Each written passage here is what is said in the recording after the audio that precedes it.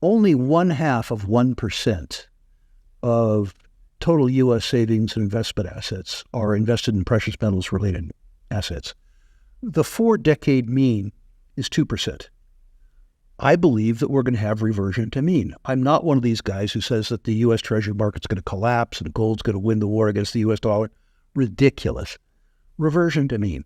If you have reversion to mean, you quadruple demand for precious metals and precious metals related securities in a market that is by itself 22% of the world's savings and investment capital market.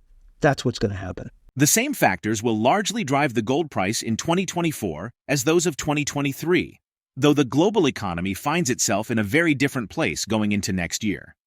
Inflation and interest rates, the strength of the dollar, and geopolitical concerns remain at the top of the list of issues for investors to monitor. Each one has the potential to move the gold price in 2024, and the combination of said issues could have a profound effect up or down. RickRule, the CEO of Sprott U.S. Holdings, predicts a shift in 2022, highlighting that just 0.5% of U.S. savings are in precious metals, far below the average of 2%. He anticipates a fourfold increase in demand as it returns to the average. However, Rick contends that from 1982 to 2022, factors such as declining real interest rates and globalization reduced U.S. investors' need to own gold. Gold prices surged 13% in 2023 in their first annual rise since 2020, and are forecast to reach record highs in 2024, as lower interest rates reduce the opportunity cost of holding non-yielding bullion. Meanwhile, RickRule sees potential in junior silver stocks at current prices, underscoring silver's market undervaluation. Expressing an inclination towards silver speculation, he underscores its unique volatility among precious metals. However, unlike gold, a significant portion of the demand for silver comes from industrial applications, such as electronics, solar panels, medical equipment, and various industrial processes.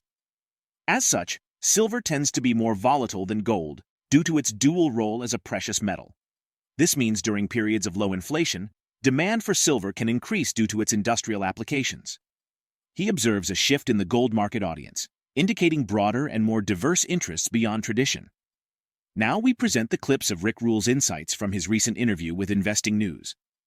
Before we continue to delve into this discussion, please subscribe to our channel and activate the bell icon for timely updates. If you look at the fact that Apple can sell me this little thing for $1,200 and deliver enough utility to me that if they charge me $1,400, I would still pay, suggests, I think, to the big investors that there's plenty of pricing power in corporate America, and they don't need to come down to the gold space. I think that's a mistake.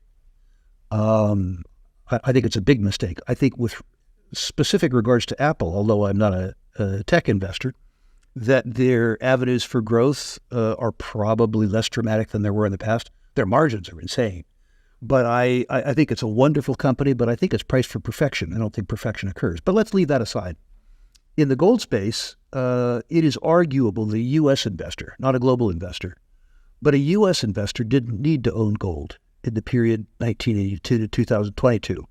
Declining real interest rates, globalization, the ability to export the U.S. fiscal problems by printing currency because we had the world's reserve currency meant that Americans didn't have to own gold. Everybody else did.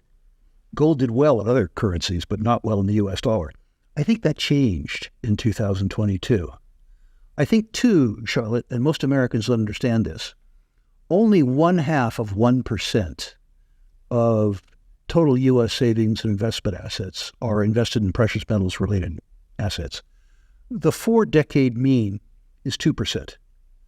I believe that we're going to have reversion to mean. I'm not one of these guys who says that the U.S. Treasury market's going to collapse and gold's going to win the war against the U.S. dollar. Ridiculous. Reversion to mean. If you have reversion to mean, you quadruple demand for precious metals and precious metals related securities in a market that is by itself 22% of the world's savings and investment capital market. That's what's going to happen. It tells you that there is enough interest in Costco and Walmart that there's room for it on their shelf.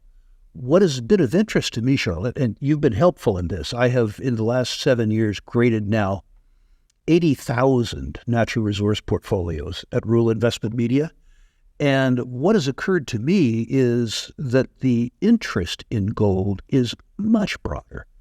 It used to be when I was talking to a gold audience, I was looking at myself in the mirror. There were old, fat, bald, white guys, right? That was the audience. In the last 3 years, my audience has become 35% non-Caucasian and 30% female. Now, when I'm talking to an interest of my own constituencies and I look at the audience, everybody's there. South Asian people are there. African people are there. Latin American people are there. Young women are there, which is important, separate and apart from the fact that they're pretty. The democratization of the gold market is something that even the companies don't understand. They aren't gearing their investment pitches to the real gold market. They're gearing their pitches to the people that they used to sell to. And that's not where the market is anymore. My favorite, although not for right now, is silver speculation.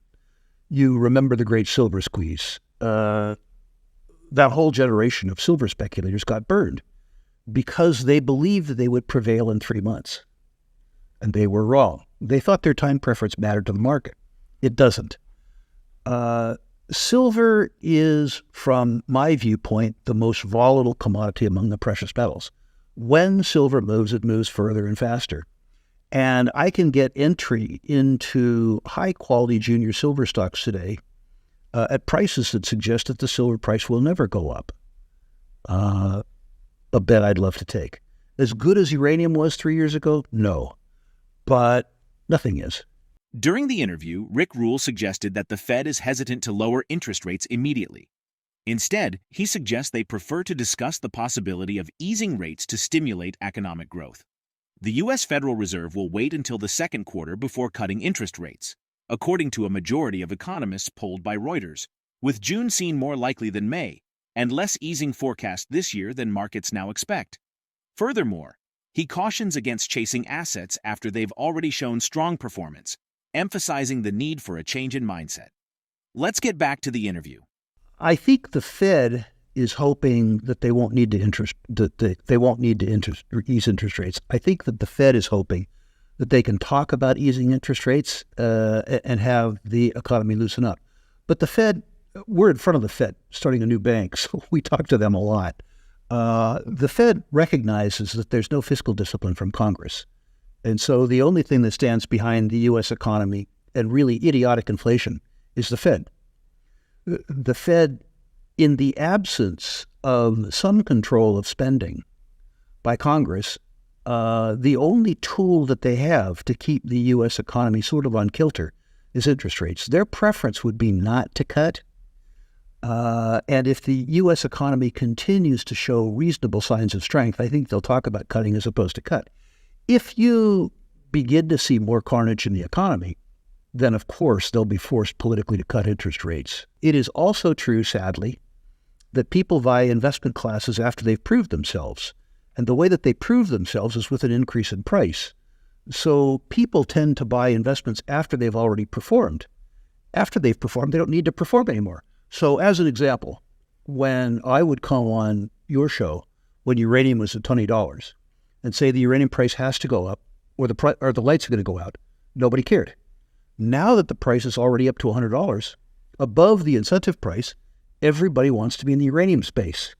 There is a sad tendency to worry about the horse after the horse is out of the barn. And people need to adjust their thinking in that regard. If the Federal Reserve indeed opts for earlier rate cuts, the Bank of America has predicted that gold could culminate the year at an impressive $2,400 per ounce, marking an 18% surge from its current levels. This projection underscores the burgeoning promise of gold as a compelling prospect for investors in 2024.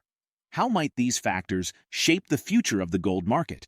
And what strategies will investors employ to navigate these dynamics?